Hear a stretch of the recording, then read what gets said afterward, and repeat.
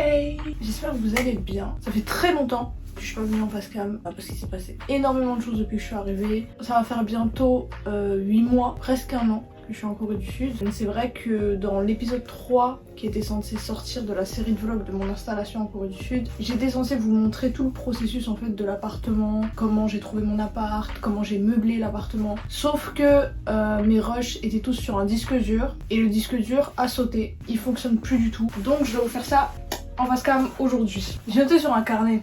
L'enfant évolue. Donc du coup aujourd'hui je vais vous faire un appartement de tour et également un face cam de tout le processus concernant l'obtention d'un appartement en Corée du Sud. Ou en tout cas pour moi comment ça s'est passé. Donc du coup l'appartement que j'ai choisi c'est un 2 pièces. C'est un espèce de duplex. L'immeuble est très bien protégé dans le sens où il y a des caméras à l'extérieur et à l'intérieur du bâtiment. Parce que la sécurité c'est important. Même si on est dans un pays sécurisé, il y a toujours des fous. Et également avec, je sais pas si vous savez, mais en Corée du Sud, il n'y a pas de clé pour ouvrir une porte. Tout est fait avec des digicodes. Pour moi, il était sécurisé et propre. Et c'est déjà pour ça que j'ai beaucoup aimé l'extérieur. Mais en rentrant, ce que vous avez, c'est que vous avez déjà le petit truc pour mettre vos chaussures à l'entrée. J'ai également un grand placard à l'entrée pour ranger des chaussures. La cuisine, elle est en quelque sorte équipée dans le sens où il y avait le lave-linge, le frigo, également la plaque, c'était une plaque électrique. Il y a également la hotte, parce que comme l'appartement est très petit, dès qu'on fait un peu à manger, ça commence déjà à sentir, il commence à avoir de la buée partout. Donc du coup la hotte aussi, c'est trop génial qu'il y ait ça. On a également une salle de bain, genre très clean, moderne, le carrelage. J'ai aimé, 10 sur 10. Après on a la salle de vie qui fait office de chambre à Laurine. C'est sa chambre, mais en quelque sorte ça peut faire aussi office de salon quand on mange. Et bientôt quand il y aura une télé, parce que... Ah oui, également ici, mais je pense qu'il y a également ça beaucoup dans les maisons en France. Il y a un espèce de contrôle pour contrôler en fait la température de l'appartement et de l'eau. Et du coup, après quand on a fini la salle de vie, il y a un espèce d'escalier à 90 degrés. Alors cet escalier, si vous le descendez mal, vous le montez mal, vous pétez la figure. Du coup, hyper dangereux, faut faire grave attention. Après on a ma chambre, et ce que j'ai énormément aimé, et pourquoi j'ai pris cette chambre, c'est parce que c'est très éclairé, dans le sens où j'ai des fenêtres partout. Genre quand je vous dis partout. Et j'ai également une énorme baie vitrée, avec le combo, j'ai une terrasse. Je peux mettre une chambre dans cette terrasse, tellement elle est grande, genre elle est énorme la terrasse. Et j'ai une magnifique vue sur la montagne, et de l'autre côté sur la ville.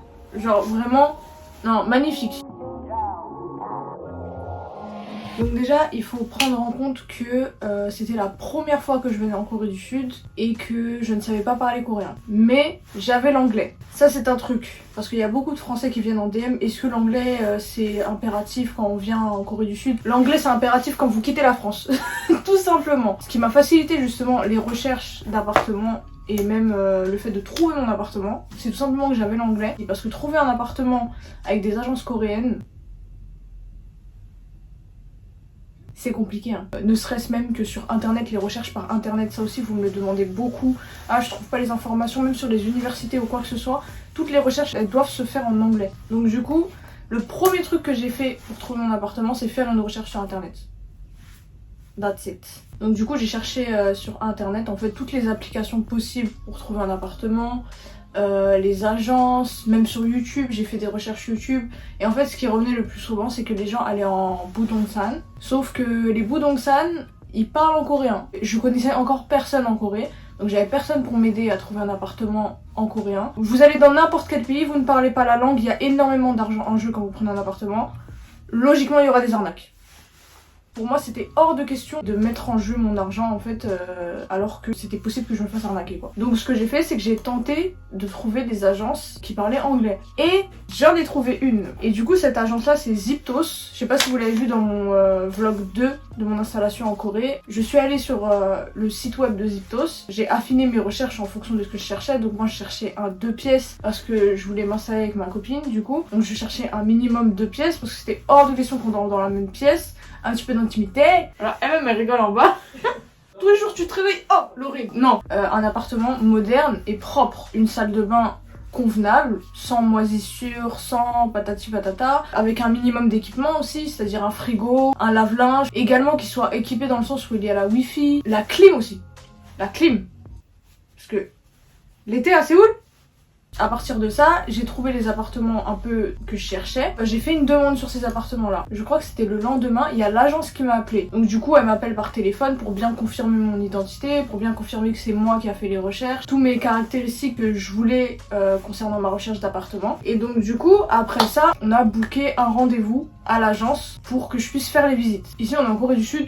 Tout se fait rapidement. Il n'y a pas pré-visite, de revisite, de nanana, de oui, ramener ça, faut les papiers. Il n'y a pas ça. Tu viens, tu déposes l'argent, t'as ton appartement le jour même. Donc arrivé à l'agence, elle me dit ok, on a 3-4 appartements. Elle avait une liste de 3-4 appartements qui rentraient dans mes prix, qui rentraient dans la localisation aussi que je voulais. Parce que je voulais pas trop loin de mon université et pas trop au centre de Séoul parce que au centre de Séoul c'est cher, très très cher. Et en plus de ça, j'avais peur de me lasser. Tout est question de préférence, tout est question de lifestyle. Moi je me voyais pas vivre entre tous les bâtiments. Je voulais absolument être près de la nature également. Et ce qui est bien à Séoul, c'est que la nature, elle est partout en fait. Il y a des montagnes partout à Séoul, donc vous pouvez facilement être en nature tout en restant à Séoul en fait. Donc on a fait plusieurs visites d'appartements et tout. Au bout du 3e, je tombe du coup sur cet appartement. L'immobilier à Séoul, c'est l'un des plus chers au monde. Donc en fait, moi je m'attendais à avoir un truc très très petit et très très cher pour rien. Mais là, elle m'a trouvé une pépite. Coup de cœur direct, hein. Moi il y avait la terrasse, j'ai vu la montagne, j'ai dit madame, on règle ça aujourd'hui. On est reparti à l'agence, on a signé les papiers, parce qu'en fait il y avait un problème, je vais vous expliquer. Et ça, faut que vous fassiez très attention. J'avais pas encore d'Alien Card, ce qui fait que j'avais pas encore de compte coréen. Donc tout mon argent qui était censé être destiné à l'appartement, il était en France, sur mon compte français. Et là, la banque française rentre en jeu. Et ça, c'est un truc que vous devez absolument régler en venant en Corée du Sud. Faites-vous absolument une carte. Je sais qu'il y a beaucoup de cartes, j'essaierai de retrouver les noms et de vous les mettre ici. Il y a beaucoup de cartes qui sont spécialisées pour les achats à l'étranger et pour faciliter les transactions et tout. Et moi, du coup, je m'étais fait une carte internationale avant de partir. Mais même si vous faites une carte internationale, ça reste des banques françaises. Donc c'est relou dans tous les cas. Donc du coup, en fait, je suis arrivée dans le souci là où ma caution était de 10 millions de won, ça fait à peu près 7000 €, un truc comme ça. Pour payer tout ça, je devais absolument avoir l'argent tout de suite. Parce que comme je vous ai dit, ici c'est rapide. Tout est rapide. Ça veut dire que je signe le contrat, je dois déposer l'argent tout de suite. Sauf que mon argent était bloqué en France. J'ai appelé mon banquier, il m'a dit je peux pas, je pars en vacances. La banque par message, vous savez combien de temps ça met à répondre. Heureusement que je suis tombée sur une agente immobilière exceptionnelle, c'est qu'elle s'est arrangée avec la proprio pour que ça mette un petit peu plus de temps. Elle m'a accompagnée à la banque le jour même où j'ai signé le contrat pour ouvrir un compte coréen parce que ça allait être chaud de payer mon loyer avec un compte français en fait. C'est un peu relou. Genre normalement vous avez pas votre Alien Card, c'est chaud pour ouvrir un compte bancaire. Comme elle est coréenne, elle sait s'y prendre. Avec mon visa, le banquier a réussi à m'ouvrir un compte. Du coup, après ça, j'ai payé la caution et j'ai emménagé quoi.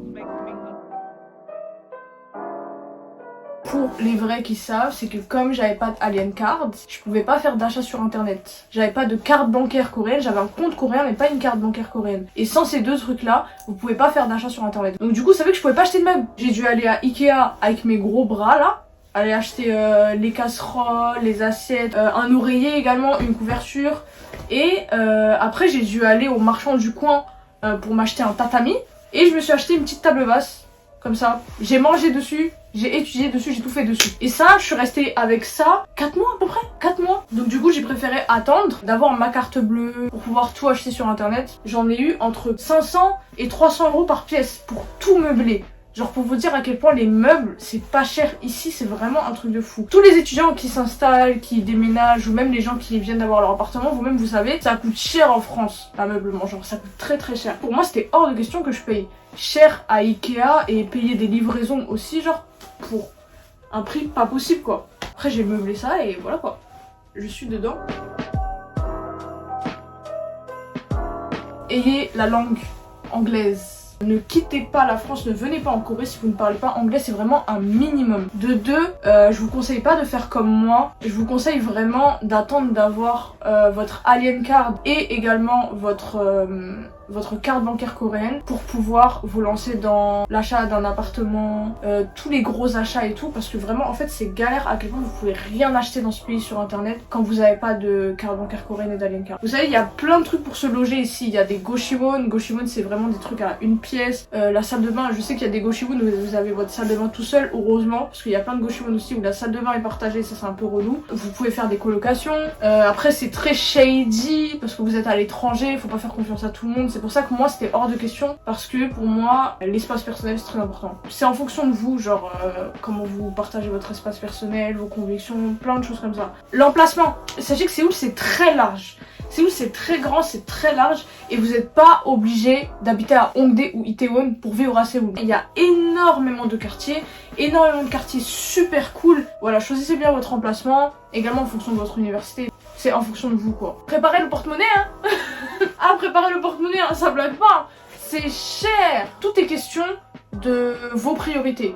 Moi ma priorité c'était vraiment mon confort, mon appartement. J'ai préféré miser sur mon confort intérieur. Et comme je vous ai dit, parce que ça aussi vous me le posez beaucoup, c'est quoi le budget, c'est quoi le budget, je ne sais pas. Vraiment en fait ça dépend vraiment de chacun, comment il se gère, comment il gère ses dépenses, c'est quoi ses priorités, c'est quoi ses trucs. Moi je sais que mes priorités c'est mes factures. Du coup tout part dans mes factures et ce qui reste, j'essaye de faire des activités pas trop chères. Je pense qu'on a fini. J'ai dit un petit peu tout ce qui était important. Du coup, je vais vous laisser sur ça. Si vous avez d'autres questions en commentaire, n'hésitez pas à me les poser. Vérifiez la barre d'infos, s'il vous plaît. Je mets tellement de choses dans la barre d'infos. Prenez soin de vous. On se retrouve dans une prochaine vidéo. Je ne sais pas ce sera laquelle. Je vais essayer de faire des vlogs toutes les semaines, comme vous le savez maintenant. J'ai commencé les weekly vlogs, daily vlogs. Voilà. Hein. Bisous. Hein.